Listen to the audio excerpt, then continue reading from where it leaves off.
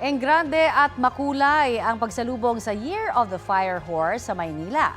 Bukod po sa magarbong fireworks, nasaksihan din ng mga taga Binondo at ng mga turista ang drone and light show. Balitang hatid ni Bam Alegre.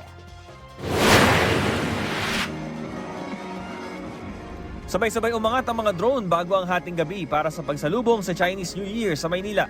Naging maningning ang drone and light show habang bumubuo ng iba't ibang hugis. Gaya ng mala billboard na logo ng lungsod ng Maynila at ang Year of the Horse ngayon 2026.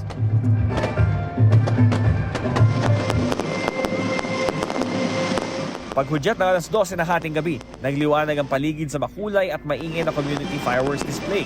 Tanaw na tanaw ang mga pailaw mula sa mga tulay ng Ilog Pasig sa Chinatown. Sobrang ganda po. Sobrang ngayon lang kasi ako nakapunta dyan. Kaya sobrang ganda ng mga fireworks nila na paputok. Sobrang saya, sobrang saya. Inabangan po talaga namin. After work, dumiretso na po kami. Taon ang tradisyon ng mag-asawang sina Paolo at Aya Ong na salubungin ng Chinese New Year sa Binondo. Bumiyahe pa sila mula San Jose del Monte, Bulacan para sa perfect attendance. Yearly ginagawa namin to kasi yung husband ko is Chinese po. May blood siya ng Chinese. And we drove here all the way from Bulacan just to witness the fireworks and yung drone. And then tomorrow, dito rin kami ulit eh. Ang dami talaga tao. Usually, ganun naman talaga, yearly, ganun naman talaga yan. Maaga pa lang, nagtipon na ang mga tao sa Jones Bridge at maging sa Pasig River Esplanade para salubungin ang Chinese New Year. Para tiyakin ang kaligtasan sa lugar, nakabantay ang pulisya. Matapos ang fireworks display, nanatiling bukas ang mga ilaw ng Binondo sa magdamag.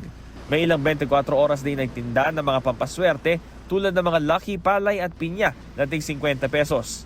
Maliliit na pampaswerte palamuti na 3 for 100 pesos, malalaking pasabit na mula 300 pesos at prosperity basket na 700 pesos. Mabibili rin ang tikoy mula 75 hanggang 200 pesos, depende sa size. Sa matagumpay na pagsalubong sa Chinese New Year, kapayapaan ang naging panawagan ni Manila City Mayor Isko Moreno. Happy New Year po sa inyong lahat. Ang wish ko, kanina nasabi ko na, I hope we'll find peace.